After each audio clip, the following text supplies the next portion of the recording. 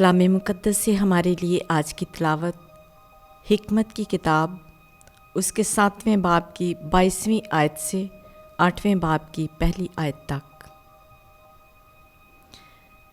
क्योंकि उसमें एक रूह है, अकील, कुद्दूस, मौलूद वहीद, गुनागूं, लतीफ़, ज़ूद हरकत, फसी, बेऐब, नूरानी, नाकाबिल नक्स, नेकी की मुहब, तेज़ फ़हम, बेबंद, मोहसन, इंसान दोस्त, साबित, उस्तवार, मुतमय्यन, कदीर, रकीब और उन तमाम अरवा में सारी जो फ़हीम, पाक और लतीफ़ हैं।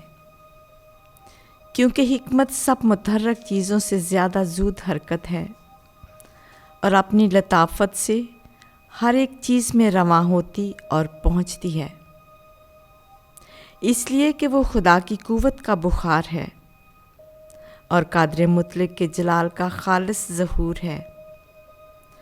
तो इसीलिए कोई नापाक चीज़ उसके साथ मिलावट नहीं खाती, क्योंकि वो अज़ली नूर का अक्स और खुदा की अज़मत का साफ आईना और उसके कमाल की सूरत है। वो खुद वहीद होकर सब कुछ कर सकती है और कायम बिलज़ात रहकर तमाम अशिया अलसरे नौ पैदा कर देती है और पुश्त दर पुश्त मुक़द्दस रूहों में दाखिल होकर खुदा के मुहिब और अंबिया बनाती है। क्योंकि खुदा किसी को अज़ीज़ नहीं जानता सिवा उसके जो हिकमत के साथ सुकूनत पजीर है, इसलिए कि वो सूरज से ज़्यादा खूबसूरत और सितारों के सब मजमूओं से आला है। अगर उसका मुकाबला रोशनी से किया जाए तो वो इससे पेशतर है, क्योंकि रोशनी के ताक़ुब में रात आती है, मगर हिकमत को कोई शरारत मगलूब नहीं कर सकती।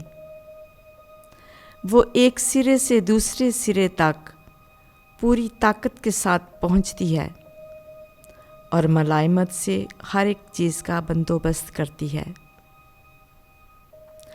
पाक कलाम के पढ़े और सुने जाने पर खुदा की बरकत हो, खुदा का शुक्र हो।